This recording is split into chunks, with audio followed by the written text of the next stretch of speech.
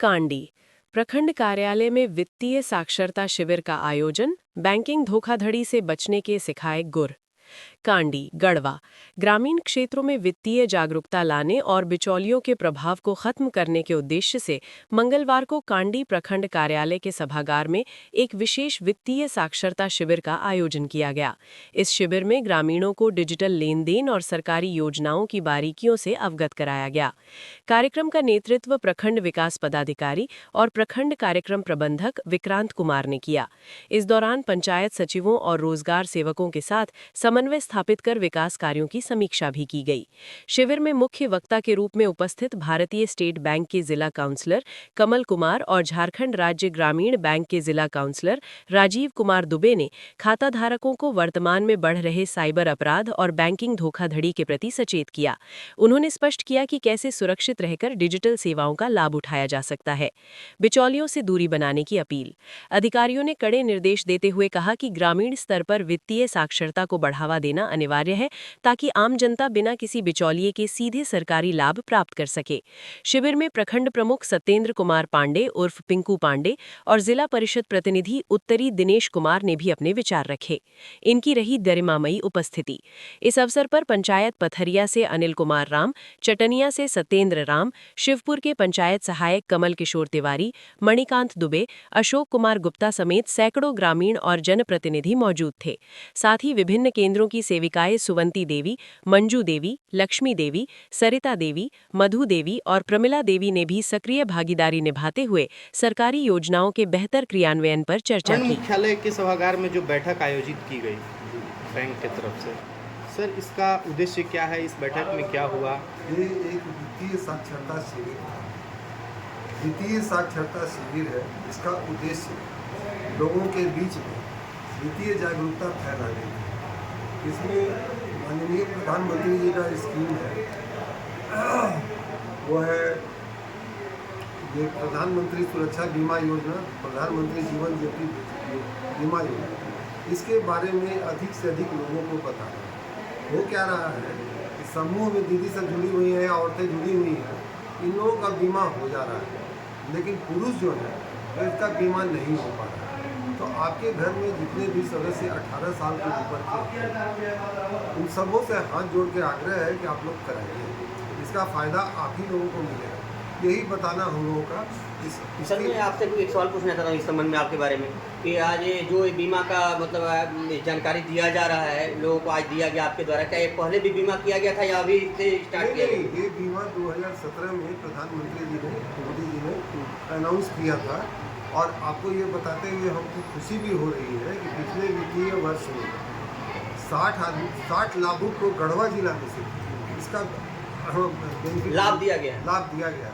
वो होता गया है कि डीसी के हर 3 महीने पर एक मीटिंग होती है और उस 3 महीने की पैसा तो पहले दे दिया जाता है, लेकिन वो डमी चेक दिला के हम लोग वहाँ भी दिलाने का उद्देश्य ये रहता है कि इसको देख के और कम से कम हर व्यक्ति, उनका खुद मेरा है, ये 20 रुपये वाला बीमा मेरा नहीं है, क्योंकि मेरा उम्र 63 साल है, हम सरकारी नौकर है, रिटायर्ड भी है।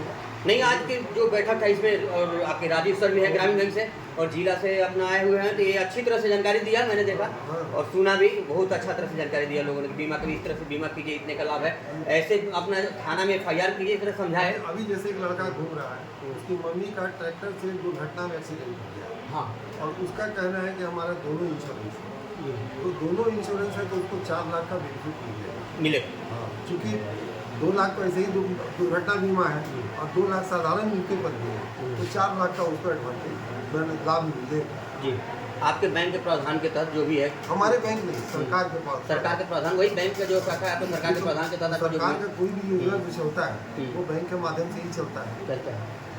तो उनको एक्सीडेंटल हुआ है तो उनको कहाँ से क्या करना पड़ेगा?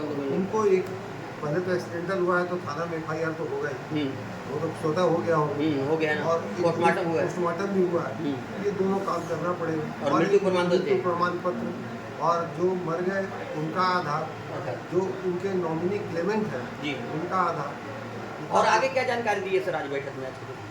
और जानकारी हम लोग दिए KYC के बारे में, साइबर ठगी के बारे में।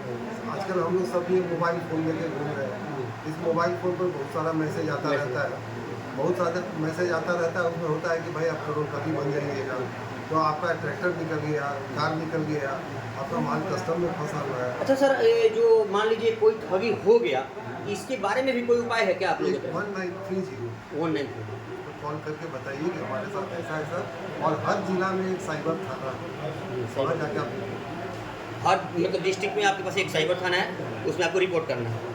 रिपोर्ट करने के बाद वो कार्रवाई हो सकती है। सर अब अभी आपके द्वारा बताया गया कि बीमा के बारे में, ठीक है, कोई एक्सीडेंटल मौत होती है या किसी दुर्घटना में मौत होती है तो उनको बीमा का राशि दिया जाएगा। अगर किसी व्यक्ति का स्वतः मौत हो जाती है अधेड़ उम्र में, जैसे मान के चलिए 30 वर्ष, 40 वर्ष, 50 वर्ष, तो क्या वैसे स्थिति में बीमा का प्रावधान है? क्या वैसे व्यक्ति 50 साल तक है। 50 साल। सर ये जो आज का कार्यशाला रखा गया, इस संबंध में आप कुछ कहना चाहेंगे? ये मुख्य उद्देश्य इसका यही है कि हम लोग पब्लिक में जागरूकता लाने के लिए ये प्रयास करते हैं कि भारत सरकार के या स्टेट गवर्नमेंट के जो भी स्कीम है जो बैंक के माध्यम से चलती है, उसके बारे में लोगों को लाभ मिले, ज़मीनी स्तर पर बीमा का लाभ हो और वो ठगी के शिकार न हो।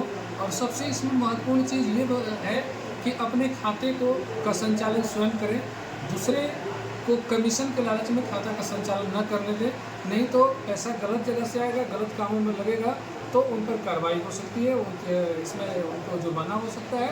इसलिए इन लालच से, क्षणिक लोभ से बचते हुए खाता का संचालन स्वयं करेंगे, ठगी से बचेंगे और केसीसी लोन वगैरह का जो ऋणी है वो समय पर उसमें ट्रांजैक्शन करते रहेंगे तो भारत सरकार और राज्य सरकार के द्वारा जो ब्याज पर सब्सिडी है, ब्याज वापस कर दिया जाता है, उसका लाभ उनको मिलेगा, सिविल ठीक रहेगा और अगर माफ़ी का स्कीम आता है तो माफ़ी का लाभ भी उनको मिलेगा।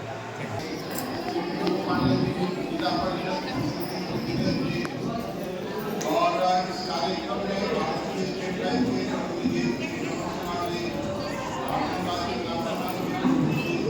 राजीव कुमार हैं।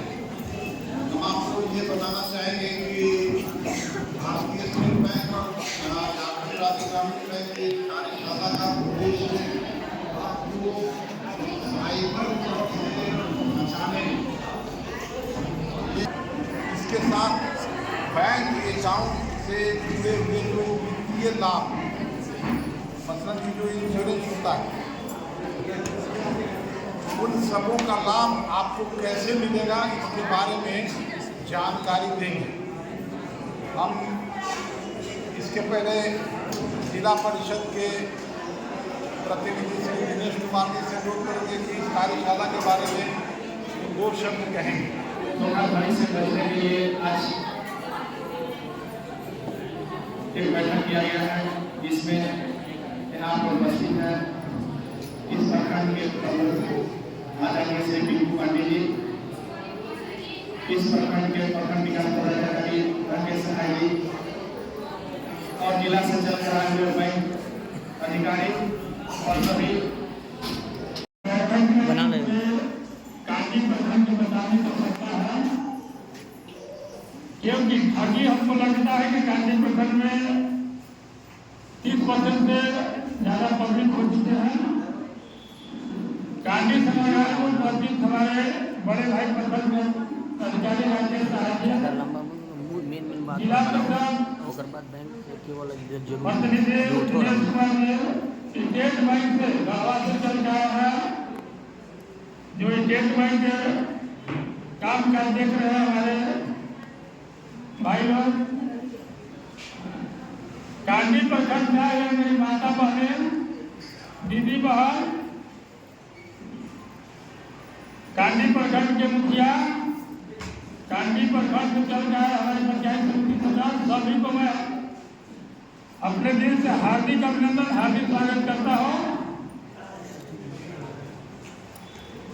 जो आपके यहाँ गढ़वा से चल गया है बताने के लिए, ये बात पहले भी आप लोग भी जानते हैं, हम लोग भी जानते हैं कि कोई मैसेज आएगा, मैसेज में बोलेगा कि आपके यहाँ 5 रुपये डाल दिया, देखिए मैसेज भेज दिया, आप डाल दीजिए बिना खाता, बिना बैलेंस के। आगे बहुत देखे हैं कि कोई दर्ज कर देता है कि हमारे मैसेज आ गया, हम पैसा को भेज दें,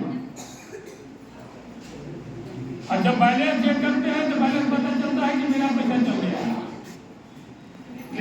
पर और खास करके